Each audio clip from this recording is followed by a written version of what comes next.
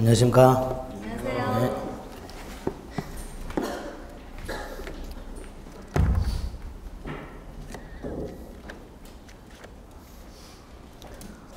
오늘 용익물권하고 담보물권 마무리한다고 했지요? 406페이지부터 한 100페이지 정도, 505페이지까지 100페이지 정도 오늘 보고 끝내면 됩니다. 민사특별법 3개가 남았는데요. 소유권에 관한 특별법이 부동산 실권리자 명의등기에 관한 법률하고 집합건물의 소유 및 관리에 관한 법률 2개가 있고요. 저당권의 특별법이 가등기 담보 등에 관한 법률이 하나가 있습니다. 3개 남았습니다. 이 민사특별법을 할까 했었는데 교과서가 양이 너무 많아요. 그리고 첫째로 우리 맞출 생각 없다 그랬죠? 안 할 수는 없고, 요거는 5, 6월 달하고 7, 8월 달에 요약서도 많아요. 요약서도 양이 많고 해서 제가 프린트로 법 3개 딱 나올 만한 것들만 프린트로 정리해가지고 그것만 몇 번 이렇게 훑고 들어가면 됩니다. 그렇게 하겠습니다. 아시겠죠? 네. 책을 본다든가 뭐 요약서를 본다든가 뭐 이렇게 하지 마시고 딱 맞출 것만 우리 보고도 들어가서 그렇게 나오면 맞출 수 있게 해드릴 테니까 인터넷에다가 이정환이 민사특별법 날렸다 뭐 이렇게 쓰지만 말아주세요. 네. 그렇게 하겠습니다. 너무 고민들을 많이 하셔가지고 정석으로는 자세히 설명을 하고 말이죠. 맞출 수 있게 해드려야 되는데 그럼 한 이틀 걸려요. 그렇게 해봐야 영양가 없어요. 제가 볼 때는. 그러니까 고민하지 마시고 계세요. 제가 시험장에서 맞출 수는 있게 해드릴게요. 그렇게 생각하시면 돼요. 여러분들은 맞추기만 하면 되잖아요. 그렇죠? 합격만 하면 되는 거잖아요. 그렇죠. 장화하게 뭐 양 많은 거 가지고 낑낑거리고 여러분이나 저나 힘써봐야 의미 없습니다. 아시겠죠? 저를 믿고 기다려주세요. 맞출 수 있게 해드릴게요. 자, 오늘 봐야 될 지상권, 지역권, 전세권, 유치권, 저당권 5개. 자, 요거는 뭐 늘 그렇지만 딱 2가지 형태입니다. 출제가 되는 게 하나가 다음 중 지상권에 관한 설명으로 옳은 것은 틀린 것은, 지역권에 관한 설명으로 옳은 것은 틀린 것은, 전세권에 관한 설명으로 옳은 것은 틀린 것은, 유치권에 관한 설명으로 옳은 것은 저당. 요렇게 나오면 요거 무조건 맞으셔야 돼요. 요거는. 그리고 그렇게 나왔을 때 맞출 수 있게끔 오늘을 정리할 겁니다. 오늘은. 다만 요런 것들이 갑을병으로 나오는 게 있어요. 그거는 우리 제끼입니다. 갑을병으로 나오는 거 맞출 생각 없어요. 갑을병으로 일단 나오면 문제가 일단 3줄이 넘어가요. 문제 자체가. 그리고 지문도 각각의 지문이 2줄 이상 3줄씩 되고 그렇습니다. 그러면 문제부터 시작해서 지문까지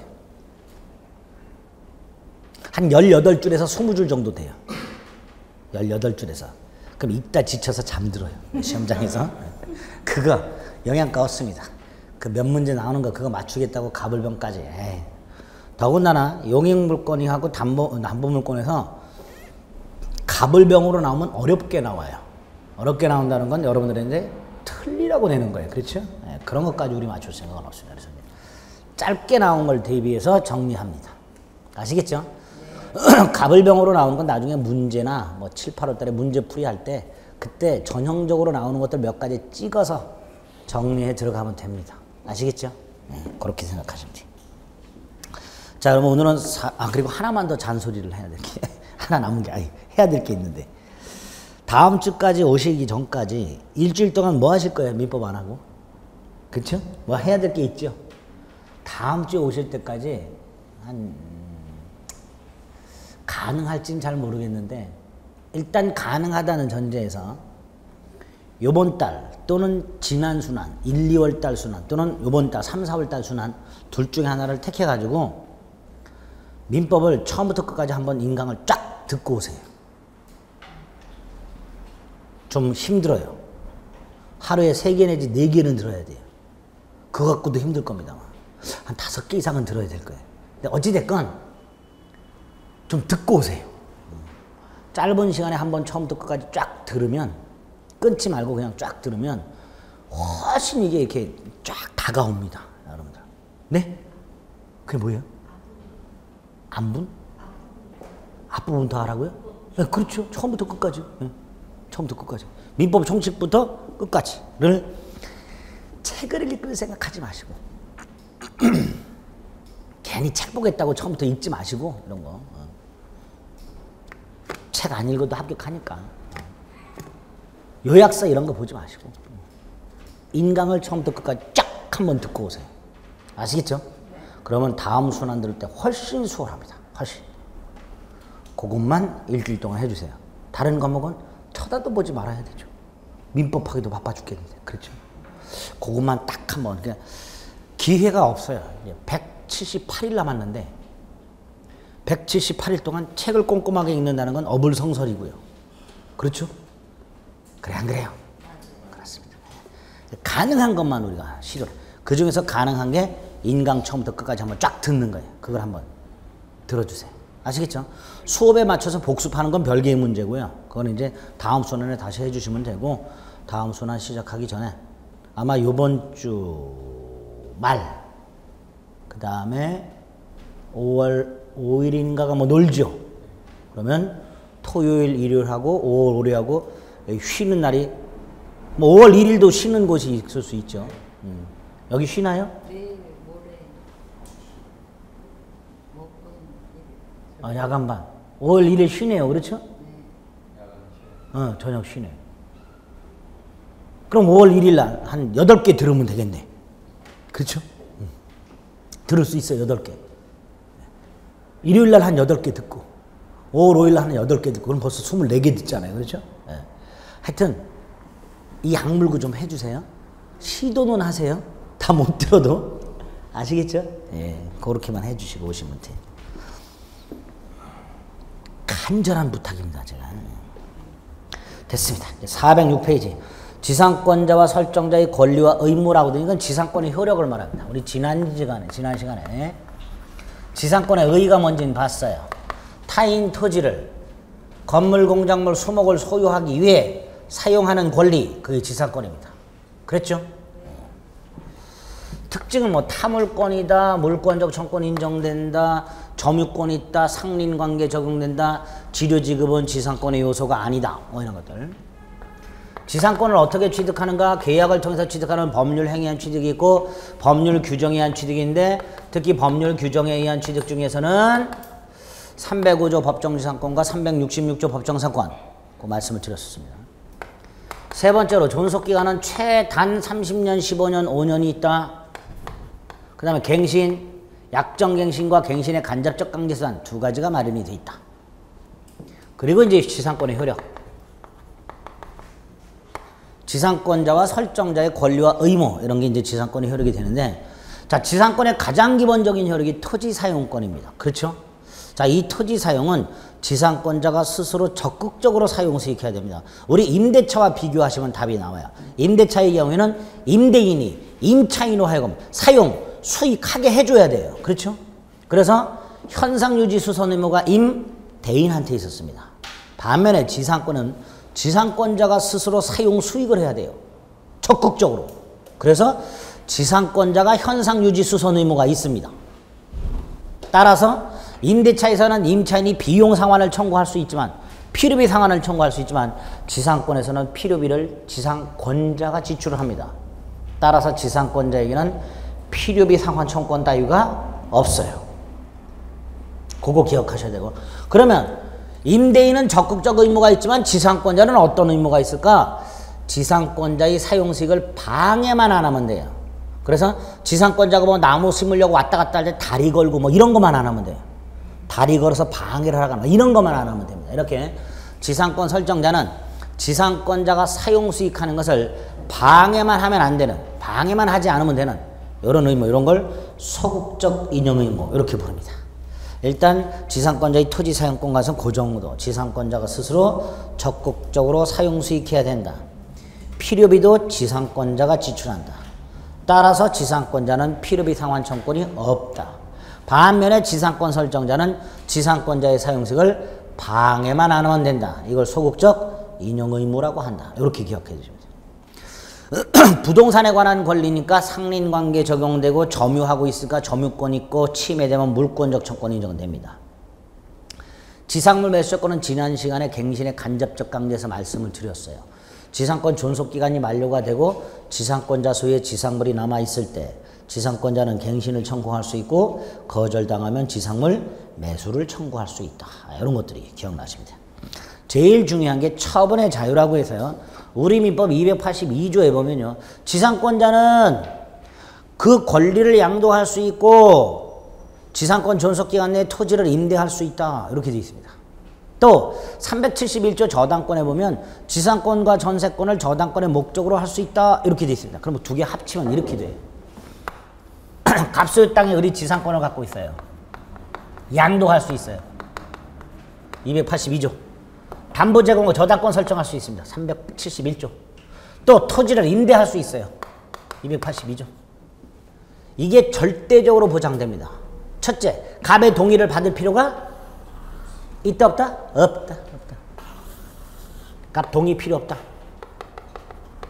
나아가 갑과 을이 처음에 지상권 설정 계약을 할 때 이걸 금지하는 특약을 했다. 이거 무효. 금지 특약 무효. 그래서 지상권 설정자와 지상권자가 설정 계약을 맺으면서 지상권의 양도라든가 토지 임대에 대한 금지 특약을 했다 하더라도 금지 특약 자체가 무효니까 양도할 수 있다. 이렇게 됩니다. 절대적으로 보장이 됩니다. 지상권은. 두 번째로 얘가 만약에 건물을 소유하고 있다. 이건 을 소유 건물이니까 당연히 을은 갑의 동의 따위 받을 필요 없이 건물을 양도할 수 있고 담보 제공하고 저당권 설정할 수 있습니다. 당연합니다. 자, 이때 요 을이 갖고 있는 지상물에 대한 소유권과 토지에 대한 지상권의 관계, 이게 목적이고 요게 수단입니다. 수단. 건물을 소유하기 위해 토지를 사용하니까 건물 소유가 목적이고 토지 사용이 수단이고, 그렇죠? 이때 두 개의 권리가 목적과 수단의 관계가 있을 때 하나를 주된 권리, 하나를 종된 권리 이렇게 부릅니다. 그래서 지상권자의 지상물에 대한 권리와 지상권은 주종의 관계가 있고요. 당연히 주가 가면 종도 따라가야 되겠죠. 그래서 지상물을 양도하게 되면 특별한 사정이 없는 한 그 지상물 양도 계약 속에는 지상권 양도도 포함, 또 지상물의 저당권을 설정하게 되면 이 저당권 효력은 지상권에도 효력이 미친다. 그래서 지상물에 설정되어 있던 저당권이 실행되어 지상물이 경매가 되었을 때 경락인은 지상물에 대한 소유권을 취득하면서 모두 취득한다. 지상권도 취득한다. 이렇게 됩니다. 반대는 성립하지 않아요. 지상권을 양도했다 해서, 즉 종을 양도했다 해서 주까지 따라가는 건 아닙니다. 그래서 지상물 양도까지 포함되는 건 아니고 지상권에 저당권이 설정되었다 해서 그 저당권 효력이 지상물에까지 미치는 것은 아닙니다. 그 관계를 반드시 기억을 해두셔야 되고요. 다만 우리 판례는 이놈과 이놈이 별개의 권리예요. 그렇죠? 그러니까 지상물만 양도할 수도 있고 지상권만 양도할 수도 있다. 그래서 지상물 소유자와 지상권자가 다른 경우도 얼마든지 인정된다. 그게 우리 판례예요. 이렇게 지상권자는 지상물을 소유하고 있을 때 지상물만 양도할 수도 있고 지상권만을 양도할 수도 있다. 지상물 소유자와 지상권자가 다른 경우도 얼마든지 가능한데 좀 전에 말씀드린 대로 지상물을 양도했을 때 특별한 사정이 없는 한 지상권 양도도 포함된 걸로 보겠다. 이런 뜻이에요. 아시겠죠? 그래서 그런 내용들을 기억을 좀 해주셔야 됩니다. 그게 407페이지 한가로 5번에 나와 있는 내용입니다. 다음 페이지 지료지급 의무. 지료지급은 지상권의 요소가 아니라 그랬어요. 따라서 당사자가 지료를 지급하기로 할 수도 있고 안 할 수도 있습니다. 그래서 지상권은 유상무상을 불문하는데 단 지료를 지급하기로 하면 당연히 유상이 되겠죠. 이때 갑과 을 사이에 지료를 지급하기로 했다. 그럼 둘 사이에는 유상이죠? 이때 이걸 만약에 등기를 안 했다. 이걸 등기 안 하면 새로운 토지 소유자나 지상권을 취득한 사람, 제3자, 제3자로 하겠죠? 약정한 사람과는 다른 제3자. 이 제3자에게는 치료를 주장을 못해요. 등기를 안 하면 대항을 못해요. 반대로 등기하면 제3자에 대한 관계에서도 치료를 주장할 수 있다. 이렇게 되겠죠. 그래서 치료에 관한 등기는 제3자에 대한 대항 요건이다. 요거 하나. 두 번째로 약정한 치료가 경제사정의 변동으로 상당하지 않게 되면 당사자들은 일방적으로 증액이나 감액을 청구할 수 있죠. 임대차에 차임 증감 청구하고 똑같은 내용이 들어있습니다. 경제사정의 변동으로 상당하지 않게 될 때 당연히 이 치료 증감 청구권은 형성권이 됩니다. 상대방이 동의나 승낙을 받을 필요가 없고요. 3번 약정한 치료를 2년 이상 연체하게 되면 지상권 소멸을 청구할 수 있습니다. 2년 이상 치료 연체를 이유로 하는 토지 소유자의 지상권 소멸 청구권, 지상권 특유의 소멸 사유가 됩니다. 첫째, 요거 형성권이다. 무슨 권? 형성권이다. 두 번째, 2년 연체라는 것은 연속 2년만을 말하는 게 아니다. 누적 2년, 합산 2년, 통산 2년을 포함한다. 세 번째, 토지 소유권이 양도됐을 때는 어떻게 할까? 갑소유 땅이 있었고요. 의리 지료를 지급하기로 했는데 얘가 1년을 연체했어요. 그 상태에서 땅이 팔렸고요. 지료가 등기가 되어 있는 상태예요. 그럼 병에게도 그런 지료를 지급해야 돼요. 등기돼 있으니까.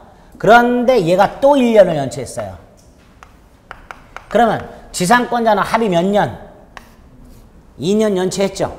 근데 우리 판례 2년 연체를 이유로 하는 지상권 소멸 청구는 지상권자가 2년을 연체해야 되는 건 당연하고 소멸을 청구하는 자의 입장에서도 2년분 이상이어야 한다.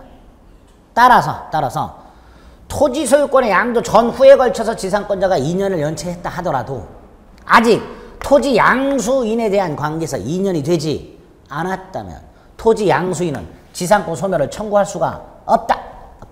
예? 지상권자가 2년을 연체하는 걸로 끝나는 게 아니에요. 토지 양도 양수가 있다면 양수인에 대한 관계에서 2년분 이상이어야 이 양수인은 지상권 소멸을 청구할 수 있다. 시험 지문에 이렇게 나온 적이 있어요. 잘 들어보세요. 토지 양도 양수 전후에 걸쳐서 2년분 이상이 연체된 경우에 토지 양수인에 대한 관계에서 2년 이상이 연체되어야 토지 양수인이 지상권 소멸을 청구할 수 있는 것은 아니다. 이렇게 나온 적이 있어요. 국어 문제예요. OX. X죠. 얘가 2년 이상이 연체되어야 얘한테 다시 한번 양수인에 대한 관계에서 2년 이상이 연체되어야 얘가 소멸을 청구할 수 있는 것은 아니다. 그럼 얘의 입장에서 2년 이상 연체되어야 얘는 지상권 소멸을 청구할 수 있다니까. 얘가 2년이 연체되어야 소멸을 청구할 수 있는 것은 아니다. 그럼 틀린 거예요. 이렇게 틀리게 출제를 한 적이 있어요. 아시겠죠? 국어 문제예요. 아시겠죠? 국어 문제. 아우 저는 이제 더 이상 국어 설명하기 싫어. 짜증납니다. 그렇게 나온 적이 있어요. 그래서 정확하게 토지 양수인에 대한 관계에서 2년 이상 연체되어야 지상권 소멸을 청구할 수 있다. 그렇게 딱 머릿속에 넣어두시면 돼요. 됐죠? 마지막 하나. 우리 민법 288조. 2년 이상 지류 연체가 287조고요. 288조에 뭐라고 되어 있냐면 지상권이 저당권의 목적인 때 그 다음에 또는 지상물이 저당권의 목적인 때 지상권자가 2년 이상 지류를 연체한 경우 소멸 청구할 수 있다. 있어요? 없다로 나온 적이 있어요? 있어요. 있는데 저당권자에게 통지하라. 그리고 이 저당권자가 다른 담보로 확보할 수 있는 시간적인 여유를 줘라. 그래야 되겠죠? 예? 아니 웃지 마시고 왜 웃으면 대충 넘어가실라 그래? 보세요. 이 지상권이 저당권의 목적이거나 지상물이 저당권의 목적일 때 얘가 2년 이상 지류 연체한 경우 소멸 청구한단 말이에요. 그럼 지상권 소멸하죠. 건물 철거되겠죠. 그럼 저당권도 소멸하는 문제가 생겨요. 이 저당권자 뚜껑 열린단 말이에요. 그러니까 이 저당권자가 다른 담보를 확보할 수 있는 시간적인 여유를 줘야 돼요. 그래서 요 경우에 지상권이 저당권의 목적이거나 지상물이 저당권의 목적일 때 얘가 2년 이상 지류를 연체하게 되면 얘는 소멸 청구할 수 있는데 없다로 나온 적이 있어요? 청구할 수 없다고. 있는데 저당권자에게 통지하고 상당한 기간이 경과함으로써 지상권 소멸의 효과가 생긴다. 이렇게 규정을 해놨습니다. 이렇게 지상권이 저당권의 목적이거나 지상물이 저당권의 목적일 때 그 저당권자를 보호하는 규정이 하나 있습니다. 됐죠? 여기 지상권의 효력이에요. 다섯 번째, 지상권 소멸. 소멸 사유하고 소멸의 효과. 소멸 사유 중엔 지상권 특이한 소멸 사유. 좀 전에 봤던 2년 이상 지료 연체를 이유한 지상권 소멸 청구. 그거 조심하시고 409페이지 밑에서 네 번째 줄 288조가 있죠. 409페이지 밑에서 네 번째 지상권이 저당권의 목적인 때 지상권자가 2년간 지료를 연체한 경우 토지 소유자는 지상권 소멸을 청구할 수 있다 없다? 있다. 있는데 저당권자의 통지한 후 상당한 기간이 경과함으로써 지상권 소멸의 효과가 생긴다. 288조. 다음 페이지. 이건 당연한 거고요. 지상권이 저당권의 목적일 때 지상권 함부로 포기했다간 저당권자한테 맞아 죽어요. 그러니까 지상권이 저당권의 목적일 때 지상권자가 지상권을 포기하고 싶으면 누구 동의를 받아라? 저당권자 동의 받아라. 이렇게 됩니다. 됐죠? 자, 이렇게 지상권이 소멸하게 되면요. 지상권자는 토지를 돌려줘야 돼요. 토지 반환. 토지를 반환해야 되는데 그냥 반환하면 안 돼요. 이 토지 위에 있는 지상물. 이거 어떻게 해야 돼요? 지상권자. 수거해야죠. 수거. 그래서 지상권자는 지상권이 소멸했을 때 토지 위에 있는 지상물을 수거하여 토지를 원상에 회복해서 반환해야 됩니다. 그래서 원상 회복 및 반환 의무가 있게 됩니다. 이때 이 지상물 수거는 지상권자의 권리이면서 동시에 의무인데 이때 토지 소유자가 즉 지상권 설정자가 지상권자에게 이거 팔아라 할 수 있어요. 이걸 지상권 설정자의 지상물 매수 청구권 이렇게 부릅니다. 그래서 지상권에는 지상물 매수 청구권이 두 개가 있어요. 하나가 지상권자의 지상물 매수 청구권이 있고요. 또 하나가 지상권 설정자의 지상물 매수 청구권이 있습니다. 차이. 지상권자의 매수 청구권은 사라. 설정자의 매수 청구권은 팔아라. 두 번째, 지상권자의 매수 청구권은 요건이 까다로워요. 기간 만료, 지상물 현존, 갱신 청구, 거절당했을 때. 이럴 때만 지상권자는 지상물을 사라고 할 수 있는 반면에 토지 소유자는 그런 제한이 없어요. 지상권이 어떠한 사유로 소멸했는지를 묻지 않고 토지 소유자는 지상권자에게 지상물을 팔아라 할 수 있게 됩니다. 그래서 토지 소유자인 지상권 설정자의 지상물 매수 청구권이 더 포괄적이고 광범위합니다. 이런 두 가지 지상물 매수 청구권이 있다는 거. 그 다음에 양가로 3번. 아까도 잠깐 말씀드렸지만 지상권자는 필요비 상환 청구권이 없어요. 그렇죠? 유익비 상환 청구권은 인정이 됩니다. 필요비 상환 청구권은 없으나 뭐는 인정된다? 유익비 상환 청구권은 인정된다. 그런데 이거 명문 규정이 없어요. 지상권자에게 유익비 상환 청구권을 인정하는 규정 자체가 없습니다. 없어서 토지 임차인의 유익비 상환 청구권을 유추 적용해서 인정하고 있습니다. 과거 시험 지문에 지상권자는 필요비 상환 청구권은 인정되지 않으나 유익비 상환 청구권은 명문 규정에 의해서 인정된다. 이렇게 출제가 된 적이 있습니다. 틀린 지문입니다. 명문 규정에서 인정되는 게 아니에요. 유추 적용을 통해서 인정될 뿐입니다. 네, 그렇게. 자, 여기까지가 이제 지상권의 일반적인 내용이고요. 이제 특수지상권이 3개가 나옵니다. 구분지상권, 분묘기지권, 관습상 법정상권 이렇게 3개가 나오는데요.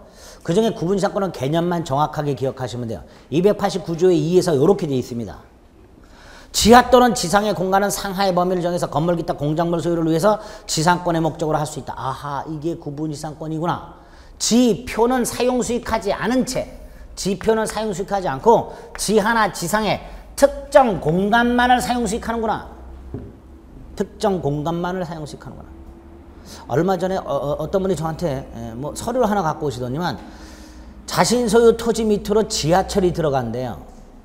그래서 지하철을 건설하는 쪽에서 공문이 하나 왔대요. 땅 밑에 구분지상권을 설정하겠다고. 봤더니 지하 13m 뭐 이렇게 해놨어요. 지하 13m부터 몇 미터까지, 표피로부터 13m부터 몇 미터까지 쓰겠다고 이렇게 통지가 왔더라고. 그런 게 구분지상권이에요. 그런 게. 그래서 지하나 지상의 특정 공간만을 사용수익할 것을 목적으로 하는 지상권을 구분지상권 이렇게 부릅니다. 너무 얕게 지나가죠? 좀 심한 것 같아요. 제가 볼 때는. 아, 내 땅 밑으로 13m 밑으로 지하철이 들어간 거 짜증나겠죠. 그래서 제가 그랬어요. 이거 측량하러 들어오면 못 들어오게 막으라고. 측량하겠다고 뭐 쓴다고 뭐 이렇게 공문이 왔더라서 가봐야 되냐고 물어보시고 가셔가지고 울타리 치고 못 들어오게 막으시라고. 이게 뭐 개 같은 짓이냐고. 13m 밑으로 들어가면 건물도 못 지고 어떡하냐 말이에요. 그렇죠? 더 깊이 파거나 한 50m 밑으로 파거나 아니면 수용을 하라고 버티라고 제가 말씀을 드렸는데 안 될 것 같아요. 이렇게 될 것 같아요. 제가 볼 때는. 어쨌거나 이런 걸 구분지상권이라고 하는데 구분지상권은 지표는 사용수익하지 않죠. 그러니까 뭘 목적으로 못해? 수목소유 목적으로는 못해. 그거 하나 조심해 주시면 돼요. 그런데 과거에는 구분지상권은 수목소유 목적으로는 설정할 수 없다. 이렇게 나왔는데요. 요새는 그렇게 안 나오고요. 그 조문에다가 뭘 끼워 넣어요. 자, 289조의 이 1항은 다시 한번 봅니다. 지하 또는 지상의 공간은 상하의 범위를 정해서 건물 기타 공작물 소유를 위하여라고 돼 있죠. 그렇죠? 건물 기타 공작물 소유를 위하여라고 돼 있잖아요. 그 공작물 뒤에다가 또는 수목을 살짝 끼워 넣어요. 뭘 끼워 넣는다고요? 또는 수목. 또는 수목. 그래서 틀린 걸로 출제를 잘 해요. 그거 조심해 주시면 돼요. 구분지상권은 끝. 자, 분묘기지권이 나왔습니다. 412페이지. 자, 이것도 판례에서 인정되는 관습법상 지상권 유사의 물권인데 개념을 정확하게 타인 소유 토지 위에 내 땅이 아니고요. 남의 땅에 분묘를 설치. 그럼 설치한 자가 분묘를 소유합니다. 그렇죠? 분묘를 설치 소유. 절해야 되죠. 제사. 멧돼지가 못 파먹도록 수호해야 되죠. 벌초해야 돼요. 봉사. 분묘를 설치하고 그 분묘를 소유하면서 분묘에 대한 제사소 봉사를 목적으로 분묘가 설치되어 있는 땅, 그걸 분묘기지라고 해요. 여기부터 여기까지가 분묘기지예요. 이걸 분묘기지라고 해요. 터기자, 땅지자 써서 분묘의 터가 되는 땅을 분묘기지. 요 분묘기지 및 주위의 공지, 분묘기지 및 주위의 공지, 빈 땅을 사용할 수 있는 관습법적으로 인정되는 지상권 유사의 물권, 이걸 분묘기지권 이렇게 부릅니다. 자, 이 분묘기지권은 세 가지 중에 하나를 통해서 취득할 수가 있습니다. 가장 깔끔한 게 타인 토지의 토지 소유자 승낙을 받아 설치. 가장 깔끔합니다. 두 번째로 타인 토지의 무단 설치 후 20년 경과. 시효 취득합니다. 이때는 분묘기지에 대한 소유권을 시효 취득하는 게 아니라 분묘기지권을 시효 취득합니다. 특히 타인 토지에 무단으로 분묘를 설치하고 20년이 경과함으로써 분묘기지권을 시효 취득하는 경우에는 지료 지급 의무도 없다가 판례예요. 무상이다가 판례입니다. 지료 지급 의무도 없다. 세 번째가 제일 웃겨요. 갑소유 땅에 갑이 분묘를 설치해요. 그러면 갑소유 토지, 갑소유 분묘 이렇게 되죠. 그 상태에서 땅만 팔아요. 그러면 토지 소유자와 분묘 소유자가 달라졌죠. 이럴 때 분묘 소유자가 뭘 취득한다? 분묘기지권. 세 가지 방법을 통해서 분묘기지권을 취득합니다. 이때 분묘기지권은 등기 따위가 필요가 없습니다. 등기할 길도 없고요. 그래서 봉분 형태가 공시방법입니다. 뭐가 공시방법이라고요? 봉분.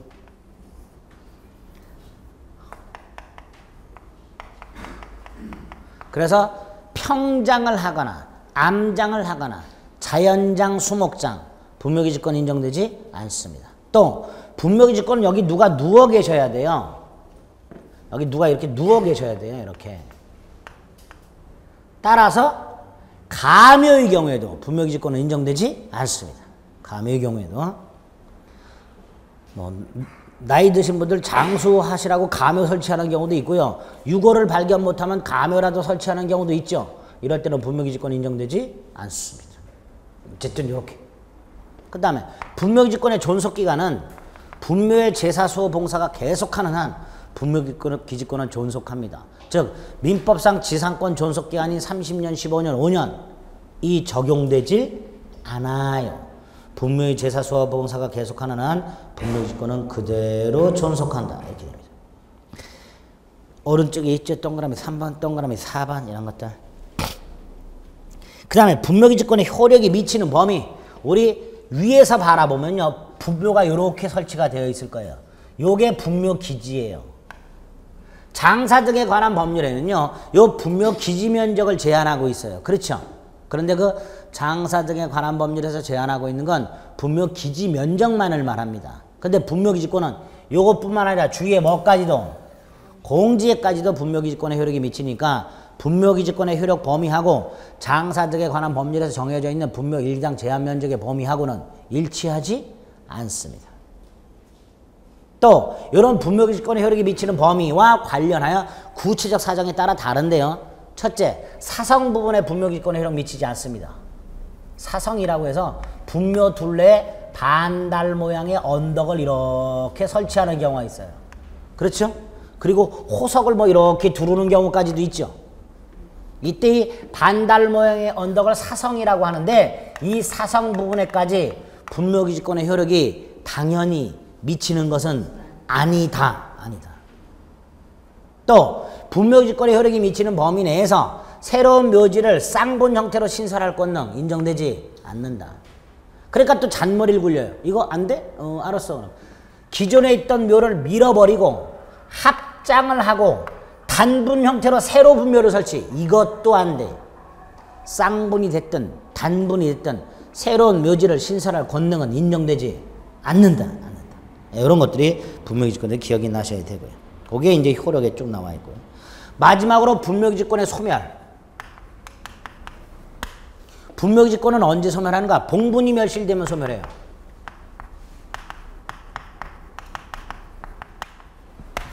봉분이 공시방법이라고 그랬죠. 그러니까 봉분이 멸실되면 분묘기지권은 소멸합니다. 그런데 예외가 있어요.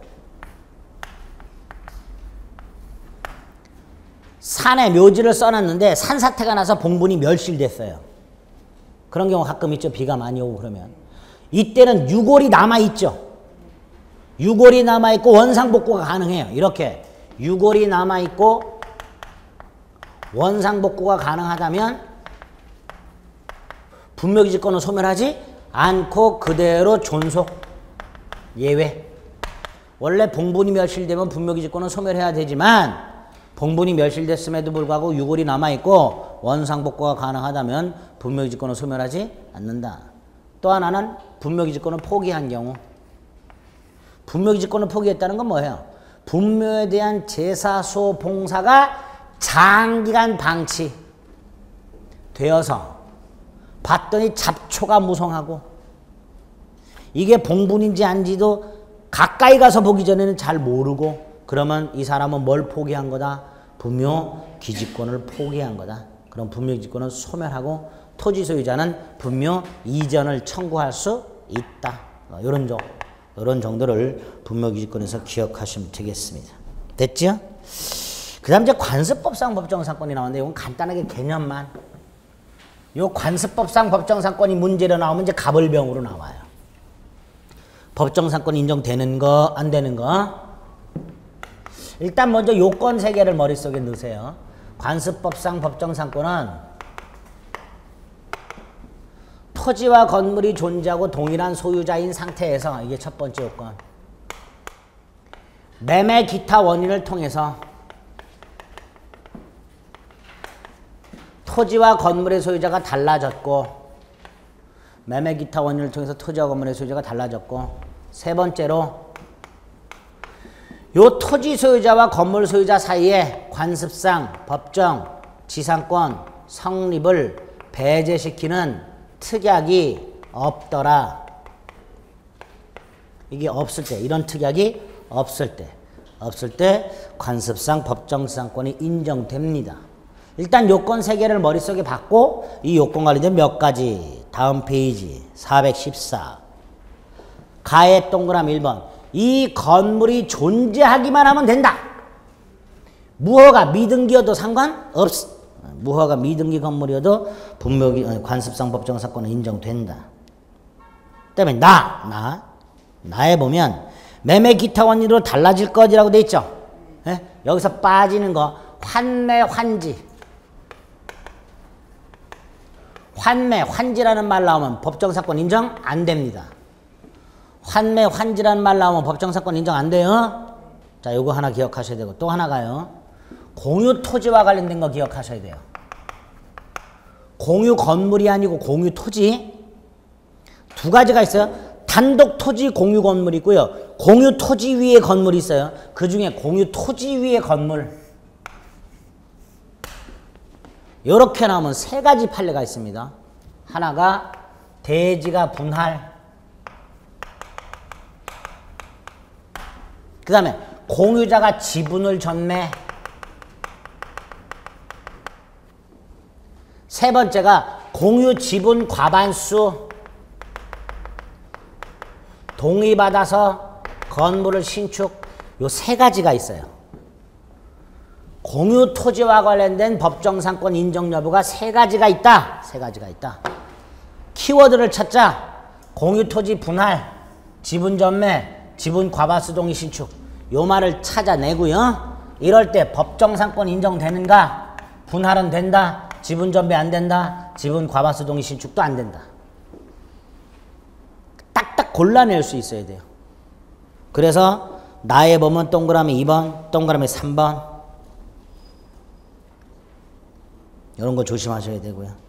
됐지요? 그 다음에 동그라미 6번. 이것도 잘 나와요. 갑소유 땅에 갑소유 건물이 있는데 이걸 한꺼번에 팔아요. 지문에는 이렇게 나와요. 지문에는 미등기 건물을 대지와 함께 양도 이렇게 나와요. 토지와 건물을 한꺼번에 팔았다 이렇게 안 나오고요. 미등기 건물을 대지와 함께 양도 이렇게 나와요. 플러스 이것만 등기를 넘겨줘요. 땅만. 건물은 등기를 넘겨주지 못한 경우 요렇게 나오면 법정상권 인정 안 돼. 안 돼. 그게 6번.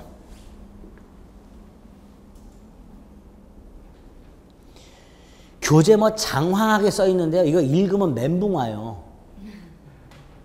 멘붕 오고 오히려 더 틀려요. 잘못하다간. 그러니까 지금 말씀드린 요 키워드 찾자. 환매 환지 나오면 안 돼. 대지 분할 돼. 지분 전매 안 돼. 지분 과반수 동의받아 신축 안 돼.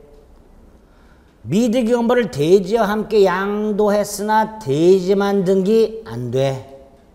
그런 식으로 키워드만 딱딱 머릿속에 넣습니다. 아시겠죠? 네. 오른쪽 8번 있고 9번 있습니다. 그 다음에 10번은요. 이거 당연한 거예요. 갑소유 땅이 있는데요. 여기에 저당권이나 가등기나 가압류나 그게 되고 건물이 지어졌어요. 이때는 이걸 위한 법정상권을 인정해버리면 얘네들이 분리해져 버려요. 이때는 안 된다. 나대지에 뭐가 설정되고 건물이 지어졌어 어쩌고 저쩌고 이 말 나오면 법정상권 인정 안 된다. 이렇게 생각하시면 돼요. 아시겠죠? 예? 이런 것들 머릿속에 넣는 거예요. 그 다음에 오른쪽에 보면 당사자 사이에 건물을 철거한다는 특약이 없다 그랬는데 지금 마지막 요건이 뭐예요? 당사자 간에 이게 없어야 되죠. 여기에 해당되는 게 2개가 있어요. 토지 임대차 계약하고요. 건물 철거 약정. 그래서 토지 소유자와 건물 소유자 사이에 토지 임대차 계약을 체결했다. 또는 건물을 철거하기로 특약을 했다. 이 말 나오면 법정사건 인정 안 된다. 안 된다. 다만 요거와 관련해서 조심하실 게 하나 있어요. 철거특약과 아래서 이런 경우가 있었어요. 갑이 땅과 건물을 갖고 있는 상태에서 땅만 증여를 해요. 땅만 증여했으니까 토지와 건물의 소유자가 같았다가 달라졌죠. 예? 이때 얘가 이걸 철거하기로 해요. 그럼 법정상권은 인정 안 되겠죠. 그런데 철거 후 신축. 그럼 이건 법정상권은 인정된다. 그러면 요렇게 약정한 경우 갑소유 땅, 갑소유 건물이 자신 소유 토지 위에 건물을 갖고 있던 자가 토지를 증여하면서 건물은 철거 후에 새로 신축하기로 약정한 경우 이 약정은 관습법상 법정상권 성립을 배제하는 효력이 인정되지 않는다. 이렇게 되죠. 그렇죠? 출제는 그렇게 됐었습니다. 말이 어려워요, 이것도? 이것도 국어예요? 다시 한번. 요 경우에는 관습상 법정상권 인정된다, 안 된다? 된다. 되니까 이거를 배제하는 효력이 없다. 그렇죠? 요 특약은 관습상 법정사건을 배제하는 효력이 없습니다. 그래서 철거 특약이라든가 임대차 계약이 있으면 다음 페이지 보세요. 3번. 거기에 뭐라고 돼 있어요? 토지와 건물의 소유자가 토지만을 증여한 후 건물은 철거하되 건물은 다시 짓기로 합의. 그 합의는 관습법상 법정상권 발생을 배제하는 효력이 인정되지 않는다. 그렇게 말이 나와 있죠? 그거. 존속기간은 지상물의 종류와 구조에 따라서 30년 뭐 이렇게 될 것이고요.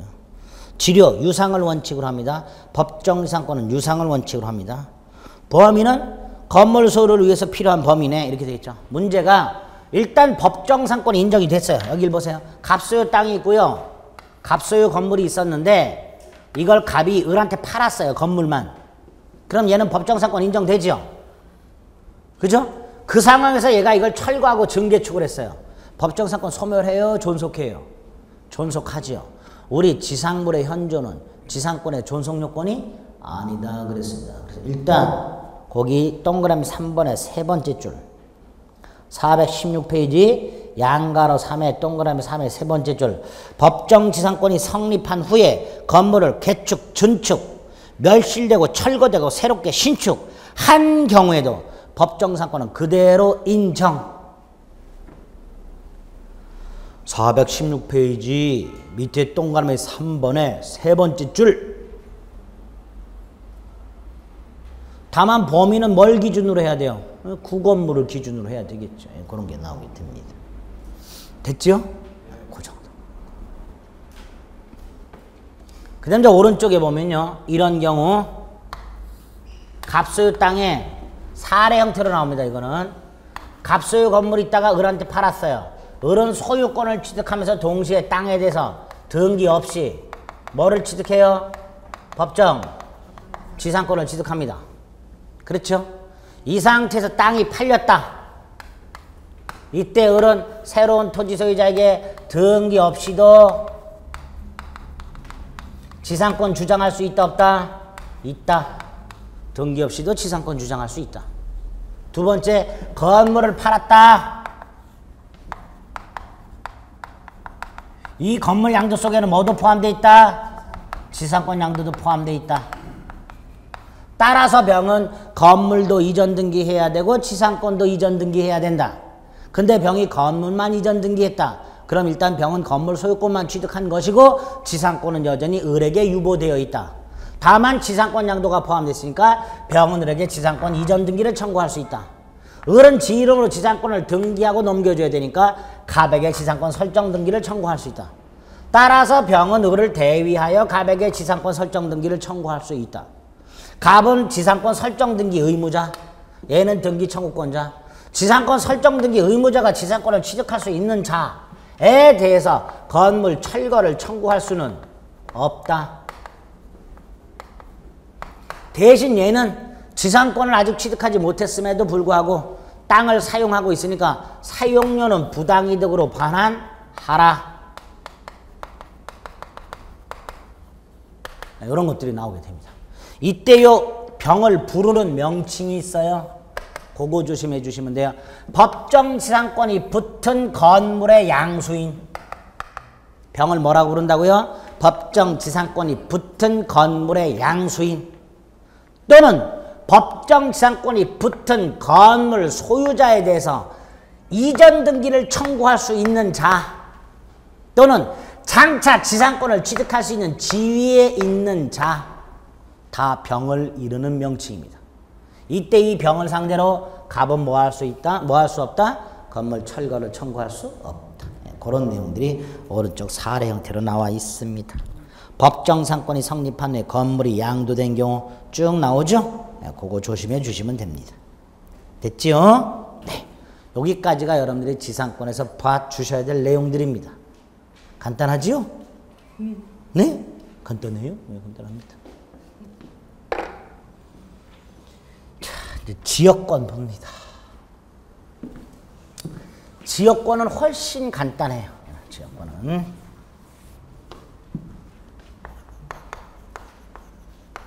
이 지역권은 2년에 한 번 나와요.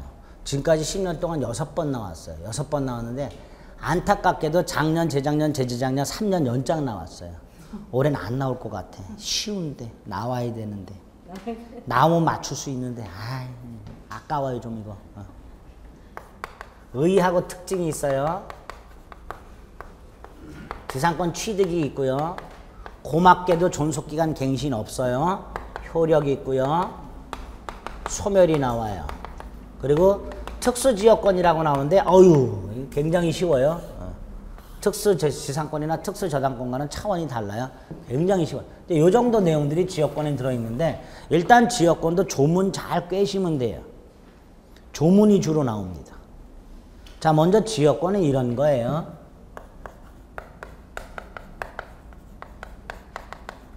여기라는 것은 편익을 말합니다. 편익. 갑소유 땅과 을소유 땅이 있는데요. 여기 공로예요. 통로가 이렇게 있어요. 근데 1시간 걸려요. 이렇게 지나가면 1분 걸려요. 갑은 을소유 땅을 통행하고 싶죠. 근데 지난 시간에 봤던 상례인관계에 터잡은 주의토지 통행권은 인정이 안 돼요. 왜? 주의토지 통행권 인정되려면 통로가 없거나 있긴 있지만 제 기능을 발휘하지 못해야 되는데 얘는 통로도 있고 제 기능도 발휘해요. 단순히 을소유 토지를 통행하는 게 편리할 뿐이에요. 갑은. 이런 경우에는 통행권 인정 안 됩니다. 그럼 갑이 을소유 땅을 통행할 수 있는 방법은 하나밖에 없어요. 뭐? 을과 계약 맺고 통로를 개선하는 거예요. 그렇죠?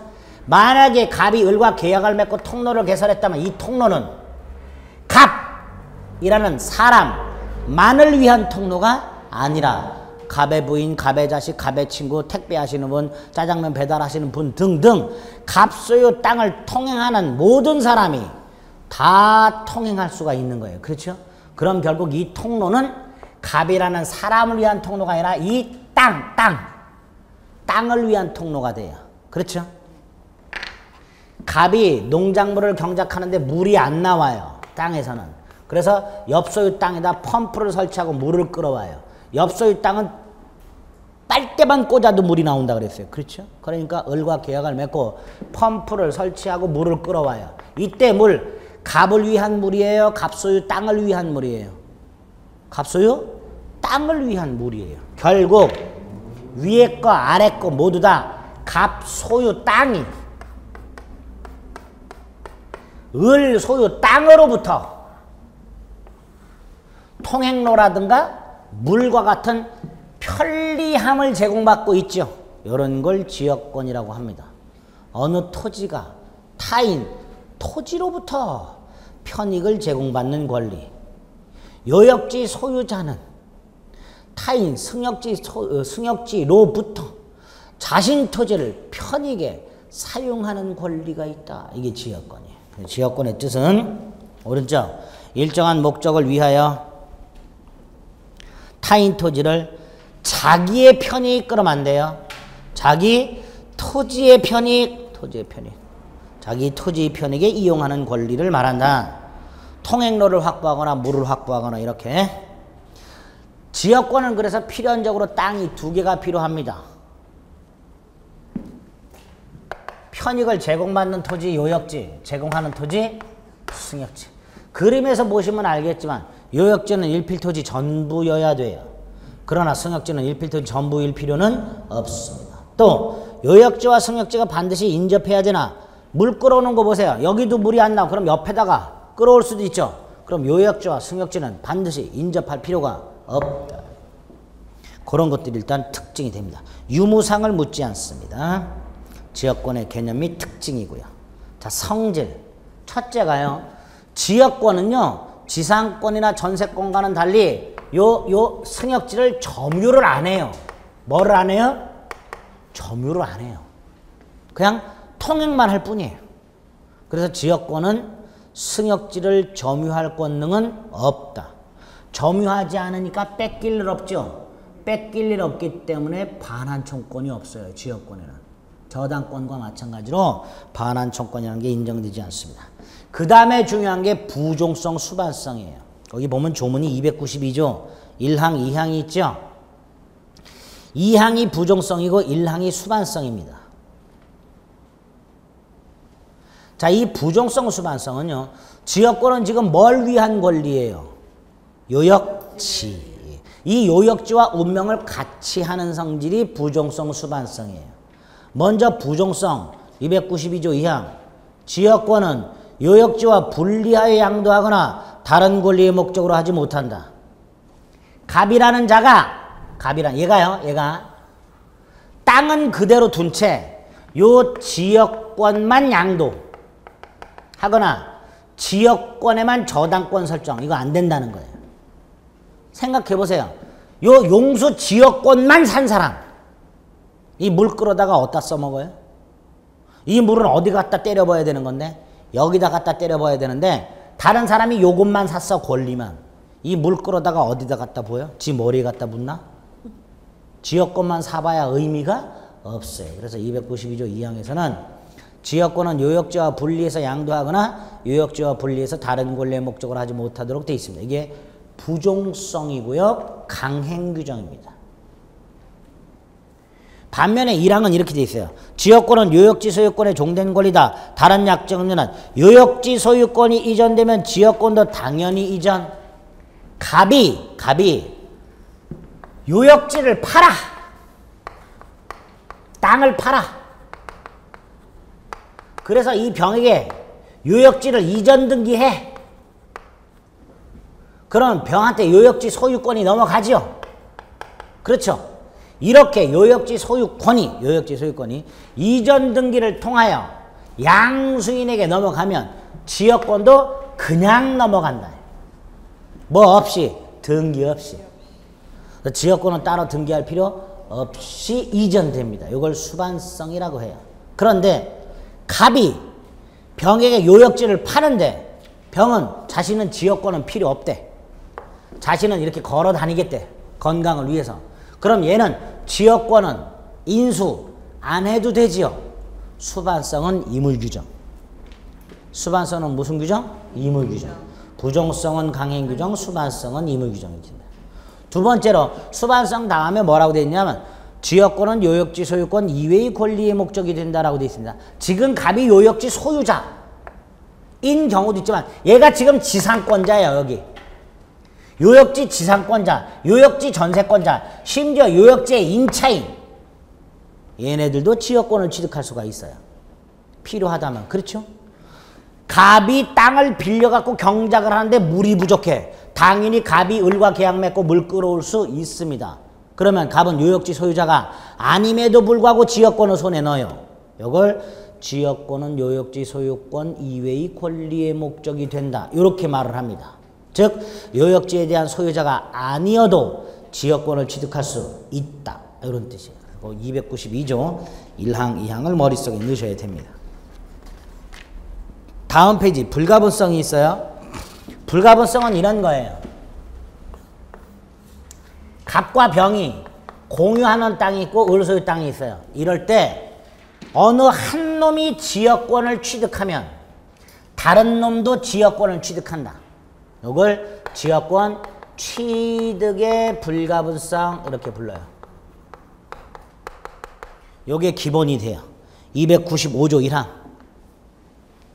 공유자 중 1인이 지역권을 취득하면 다른 공유자도 지역권을 취득한다. 그렇게 돼 있죠? 반면에 소멸의 불가분성이라는 건 없어요. 즉 어느 1인의 지역권이 소멸하면 다른 공유자도 지역권을 소멸한다. 이런 거 없어요. 규정이 없어. 규정이 없으니까 아하 왜 없을까? 한 사람이 취득하면 다른 공유자도 지역권을 취득하는데 어느 1인의 지역권이 소멸하면 다른 공유자는 지역권이 소멸한다. 이게 없다는 것은 어느 1인의 지역권이 소멸한다 하더라도 다른 공유자의 지역권은 소멸하지 않는다. 이렇게 해석하는 거예요. 그래서 취득의 불가분성은 있으나 소멸의 불가분성은 있습니다. 없습니다. 근데 갑이 이런 짓을 했어요. 여기 보세요. 둘 다 지금 지역권이 있는데 얘가 지역권을 포기했어요. 그럼 갑의 지역권은 포기했으니까 소멸하겠죠. 그래도 누구 지역권은 소멸하지 않아요. 병의 지역권은 소멸하지 않죠. 그럼 누구 지역권도 소멸하지 않아요. 갑. 그러니까 갑은 지가 지역권을 원하지 않아서 지역권을 포기했다 하더라도 지역권이 소멸하지 않지요. 그렇죠? 그런데 이 자식이 포기하고 자빠졌어요. 이거를. 이런 걸 우리가 뻘짓이라고 하죠. 그렇죠? 그 뻘짓하지 마라가 293조 1항입니다. 공유자 중 1인은 자신의 지역권을 소멸하게 하는 행위를 하지 못한다. 갑이 지역권을 소멸시켰다 하더라도 병의 지역권이 소멸하지 않으니까 갑의 지역권도 소멸하지 않아요. 그러니까 갑은 뻘짓하지 마라. 그게 293조 1항이에요. 공유자 중 1인은 자신의 지역권을 뭐 하지 못한다? 소멸하게 하는 행위를 하지 못한다. 이렇게 되어 있습니다. 그 다음에 암기해야 될 게 두 개가 있어요. 295조 2항에 보면 취득시효 중단이라고 되어 있고 296조 보면 소멸시효 중단이라고 되어 있어요. 찾으셨어요? 네, 찾았죠. 자, 요거는요. 이해하려고 하지 마시고요. 여기 보세요. 지역권과 관련해서 취득시효 중단 어쩌고 저쩌고 소멸시효 중단 정지 어쩌고 저쩌고 요렇게 나오면 끝이. 이건 없다. 요건 있다. 요렇게 끝이 나면 돼요. 외우세요. 취득시효 중단은 다른 모든 공유자에 대한 사유가 아니면 효력이 없다. 소멸시효 중단 정지는 다른 모든 공유자를 위하여 효력이 있다. 조문만 나옵니다. 취득시효 중단은 없다. 소멸시효 중단은 있다. 이렇게만 기억하시면 됩니다. 됐지요? 예, 지역권의 특징이에요. 그래서 부종성, 수반성, 불가분성 조문 확인하시면 됩니다. 자, 오른쪽 지역권의 취득 중에서 취득시효가 있어요. 취득시효. 지역권 취득시효. 일단 지역권 취득시효는 점유 취득시효는 없어요. 왜? 지역권자는 승역지를 점유하지 않아요. 자, 그러면 보세요. 갑이 지금 물소유 토지를 통행하고 싶은데 그러려면 을과 계약을 맺어야 되는데 을을 만날 수가 없어요. 그럼 일단 갑은 통행을 시작을 해요. 통행 시작하겠죠. 예? 일단 통행을 시작을 하는데요. 이 통행이 20년간 계속되고 표현돼야 돼요. 점유를 하지 않기 때문에 점유취득시효라는 게 없어요. 대신 계속되고 표현된 지역권을 시효 취득한다라고 되어 있습니다. 그 계속 표현이 이런 개념이에요.